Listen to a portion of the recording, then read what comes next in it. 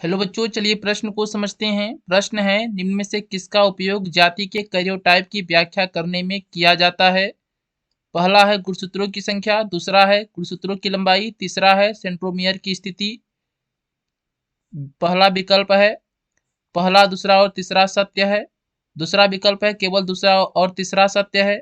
तीसरा विकल्प है केवल पहला और दूसरा सत्य है। आखिरी विकल्प है केवल पहला और तीसरा सत्य है। चलिए इस प्रश्न की मुख्य अवधारणा को समझ लेते हैं। किसी भी जाति के किसी भी जाति के कैरियोटाइप की व्याख्या करने के लिए कैरियोटाइप कैरियोटाइप की व्याख्या करने के लिए करने के लिए करने के लिए उपयोग करते हैं गुणसूत्रों की संख्या, गुणसूत्रों की संख्या, गुणसूत्रों की लंबाई, गुणसूत्रों की संख्या, गुणसूत्रों की लंबाई,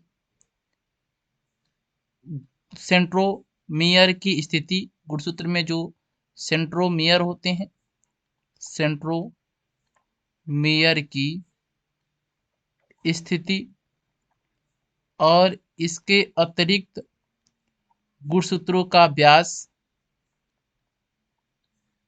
गुणसूत्रों की भुजा की लंबाई, गुणसूत्रों की भुजा की लंबाई,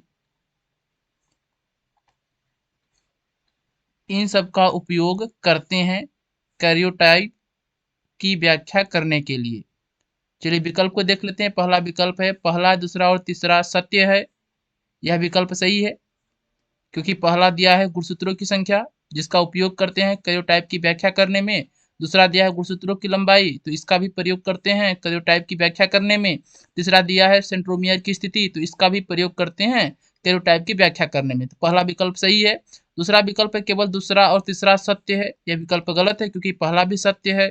तीसरा विकल्प है केवल पहला और दूसरा सत्य है। यह भी विकल्प गलत हो जाएगा। और आखिरी विकल्प है केवल पहला और तीसरा सत्य है। यह विकल्प गलत होगा। इस प्रश्न का सही उत्तर है पहला विकल्प। हम आशा करते हैं यह प्रश्न आपको समझ में आया होगा।